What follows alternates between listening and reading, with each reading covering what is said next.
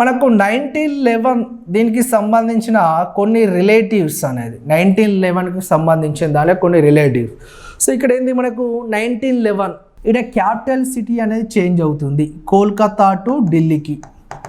Kolkata to Delhi, ఈ Kolkata to ఢిల్లీకి capital city కూడా చేంజ్ అయింది ఎప్పుడు మనకు 1911.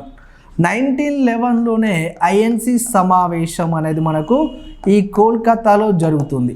ఐఎన్సి సమావేశం కోల్కతాలో జరుగుతుంది. ఈ ఐఎన్సి సమావేశానికి అధ్యక్షత వహించిన వ్యక్తి బిఎన్ దర్.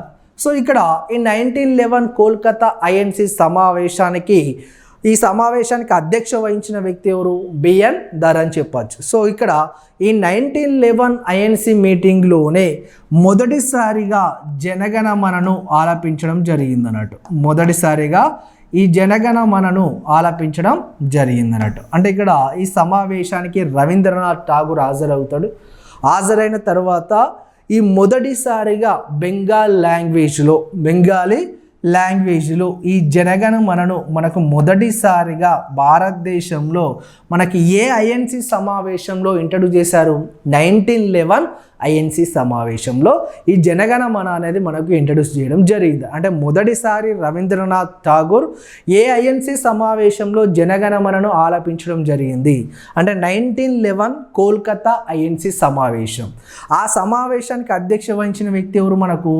బిఎన్ దర్ అనేవాడు అధ్యక్ష వహించడం జరిగింది అన్నట్టు. సో ఇది 1911 ఐఎన్సి సమావేశంలో జనగణమన మనకి ఇంట్రడ్యూస్ చేశారని చెప్పవచ్చు.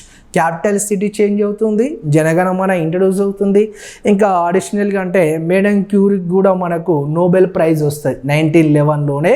నోబెల్ ప్రైజ్ కూడా మనకు సెకండ్ టైం వస్తుంది ఆమెకు. 1903 ఫస్ట్ టైం ఫిజిక్స్లో వస్తుంది, కెమిస్ట్రీలో ఇక్కడ సెకండ్ టైం కూడా నోబెల్ ప్రైజ్ అనేది 1911లో సెకండ్ సారి వస్తుంది. 1903లో ఫస్ట్ టైం వస్తుంది, 1911లో సెకండ్ టైం కూడా నోబెల్ ప్రైజ్ రావడం జరుగుతుంది అన్నట్టు. సో అది 1911కి సంబంధించిన రిలేటివ్స్ అని చెప్పచ్చు.